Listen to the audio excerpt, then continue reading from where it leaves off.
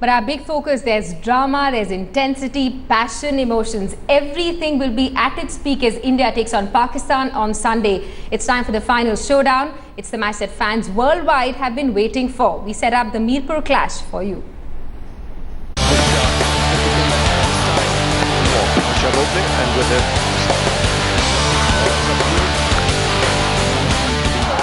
It is the mother of all battles. It is India versus Pakistan.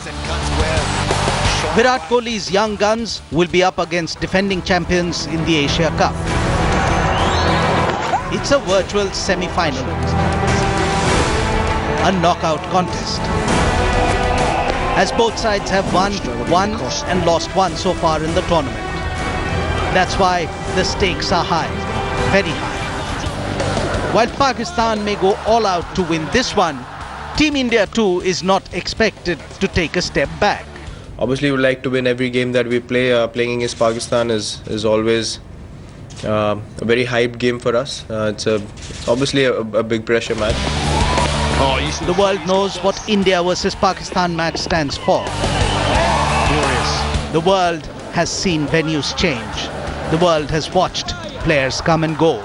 The world has seen sides win and lose. But as they say, ye dil mange more.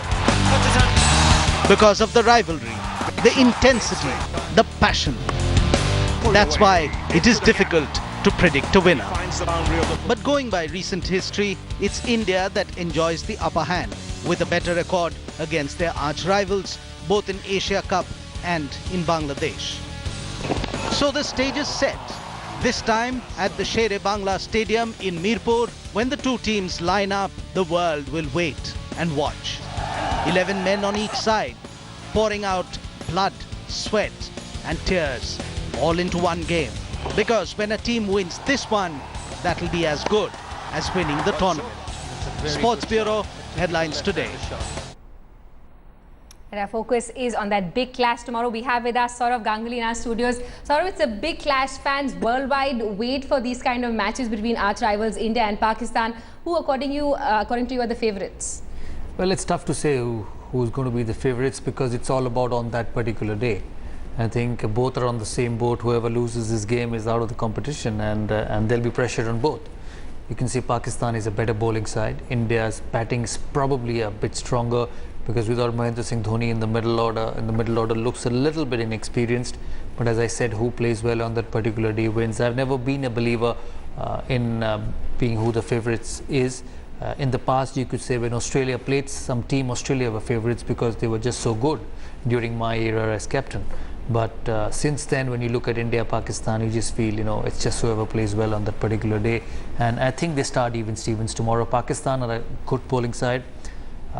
And if they get past the top order of India, they have a chance in this game. If India bat well, then Pakistan could be in trouble because their batting's not the best. And what, according to you, are the strengths and weaknesses of both the sides? India has also not been really stable as far as its performance is concerned. Yeah, India's had a tough time in the recent past. They were away in South Africa and New Zealand where they struggled. Obviously, they've lost to Sri Lanka yesterday, a close game. You cannot falter India. It's just a close game which went Sri Lanka's way, and a magnificent knock by Sangakkara. So from the strengths of India and Pakistan, I think Pakistan's bowling is the strength. They've got 6 bowlers who can out and out win cricket matches. For India, the batting's the strength, especially the top order. Until Virat Kohli, who I think has been in terrific form, the 2 opening batsmen, more so Shikhar Dhawan, who's been in great form. The lower middle order obviously hasn't got enough opportunities and have not performed whatever little bit of opportunities they've got.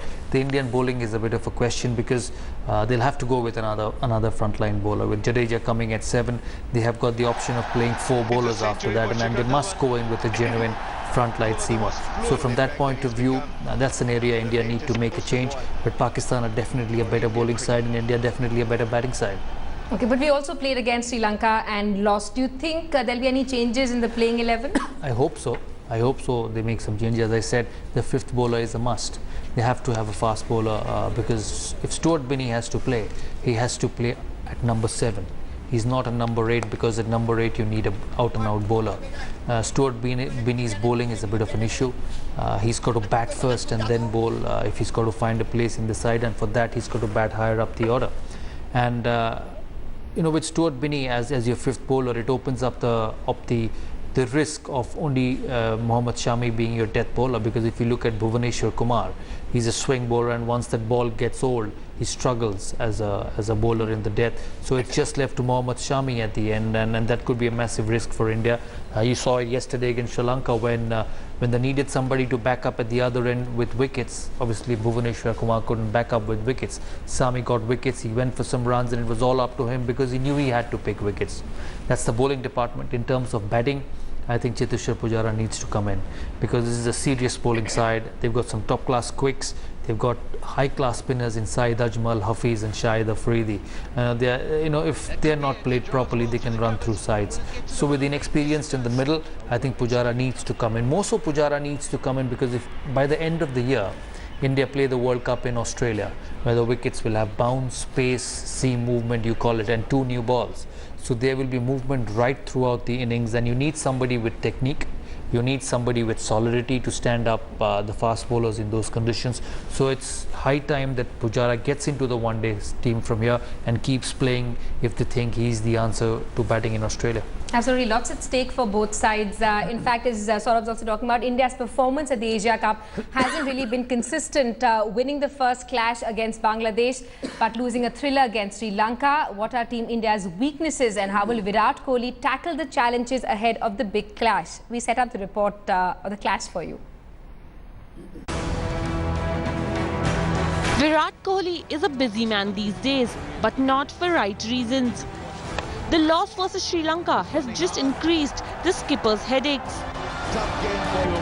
With the exception of Virat and Dhawan, the batting department is finding it hard to perform as a unit. Is going to be the case, but this time, especially opener Rohit Sharma, who is failing to find his feet again and again and again. Leaving aside a single half-century versus the Kiwis, he faltered big time in the series versus New Zealand. And the Asia Cup is no different. The Mumbaikar has scored just 34 runs in the 2 matches played so far, leaving Virat Kohli a lot to think about. Virat's experiments in the bowling department also backfired. Replacing Varun Aaron with Stuart Binney didn't prove beneficial, as he was out on a duck and the figures remained the same in the wickets column. But what's really hurting the team is the effort on the field. Dropping catches did hurt the team against Sri Lanka. This is not acceptable from a young side. And if this continues, a final berth in the Asia Cup could just remain a distant dream. Karishma Singh, headlines today. All right, so lots of loopholes that probably need to be plugged for Team India. Sourav Ganguly, former Indian captain, is with us in our studio. Sourav, what are the big challenges for Team India? Virat Kohli is also leading the team. He's also not as experienced as somebody like a Dhoni. Also, Rohit Sharma playing at the top. How do you see that? Yeah, he's a young captain, Virat Kohli. You got to give him time to settle down. He's just a stand-in captain for Mahendra Singh Dhoni. Mahendra Singh Dhoni will take over whenever he comes back from injury in the T20 World Cup. So let's not have too much of pressure on Virat Kohli, but obviously he wants to win it. He wants to win this competition. He wants to set a standard for himself whenever he becomes captain of India, and for him it's a do-and-die game tomorrow as well. He knows if India doesn't win, they're out of the competition. In terms of Rohit Sharma, I think he needs to get runs. He just baffles me all the time with so much of ability, so much talent. When he plays well, he just keeps getting runs, like the series against Australia in India. And then when he gets out of form, it's very difficult to get him back into form.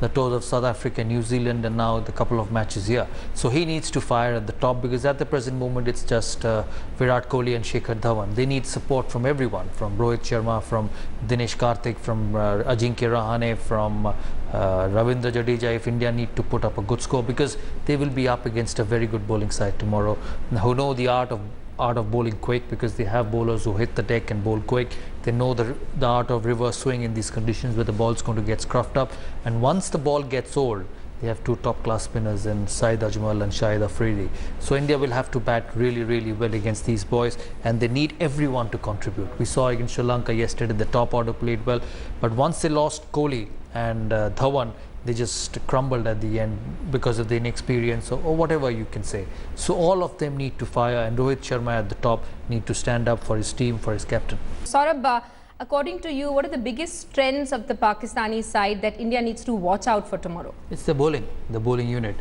Umar Gul, Bilal Bhatti and Junaid Khan, they're all wicket takers. They've got pace.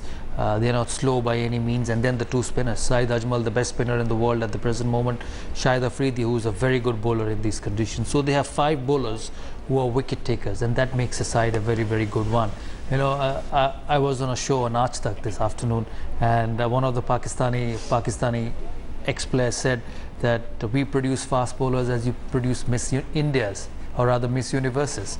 So they keep coming in Pakistan cricket, and they are all high quality. The likes of Waqar, Wasim, Imran, Shoaib, and this current crop. They were terrific fast bowlers. So they're a good bowling unit. Their weakness is their batting. They're a little brittle at the top. They are hot and cold with the batting at days. And when you look at India, it's exactly the other way around. It's the batting which is strength. The likes of Virat Kohli, the best one-day batsman at the moment in one-day cricket. Shikhar Dhawan's good. Rohit Sharma, when he plays well, looks like nobody can play better than him. So that's India's batting and Pakistan bowling. So it's going to be a contest between the bat and ball. And according to you, what's the solution to India's death bowling? Can Ravindra Jadeja provide the much needed magic to the side? No, I don't think so, because bowling a spinner at the death in these small grounds is a big risk. Yeah, if it's a square turner, it's fine, you get away. But if on good flat wickets, on small boundaries, the opposition is capable of hitting sixes. So I don't think Ravindra Jadeja is the option. What India needs to do is to rotate their bowlers at the death, because you cannot have just one bowler running in all the time. Firstly, he becomes predictable. Secondly, as a batsman, you know that they don't have any other option, so you start getting after them.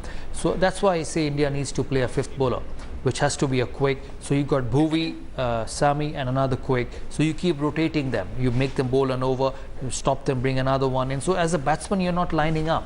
You're not lining up the batsman to the bowler at your whims and fancies. So India must play a 5th bowler tomorrow if they have to compete against Pakistan. And before we let you go, what's your most memorable moment when you played against Pakistan? Well, there are loads. There are loads and loads of memorable moments. Every time India play Pakistan, since I've retired, I think about the times we've played. The Sahara Cup in Toronto, where I won 5 man of the matches in a row on seaming pitches.